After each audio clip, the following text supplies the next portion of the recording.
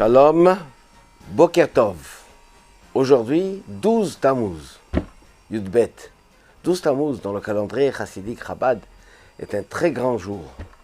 On ne fait pas de supplication, on ne dit pas de tachanonim, est appelé Chag HaGeoula, la fête de la rédemption, de la libération.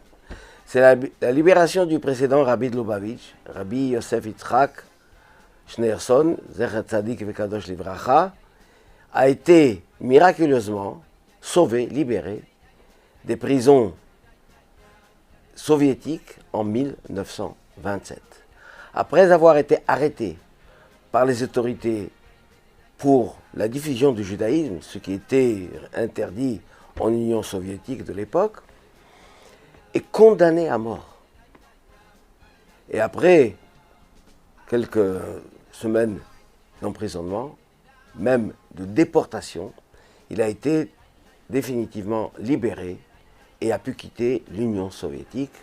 Et de là, à partir de ce moment-là, le travail qu'il a fait dont nous vivons aujourd'hui a pris une ampleur évidemment internationale, puisqu'elle n'était plus limitée dans les murs de l'Union soviétique.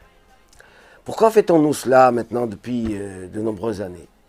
Car dans sa lettre, le précédent, le rabbi a écrit, quand il a annoncé sa libération, « Lo oti bilvad ga'al hakadosh baruch hu » C'est pas seulement moi que Dieu a libéré, mais tous les Juifs, même celui que Beshem Asher Israël Yichouné, même celui qui, quand on le dit, vous êtes Juif, il dit, mes parents étaient, moi, je n'avais pas de lien avec.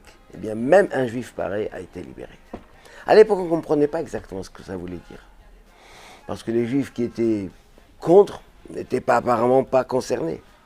Mais, aujourd'hui, la continuité, le développement, la grandeur de ce travail qu'il a fait, avec Messirut Nefesh, le don de soi, fait qu'aujourd'hui, des dizaines de milliers de Juifs qui étaient dans cette catégorie, qui nous, le non-juif, c'était pour eux quelque chose d'origine, eh bien, le sont devenus, ils sont fiers, chacun à son niveau, chacun fait quelque chose, mais il y a un changement radical.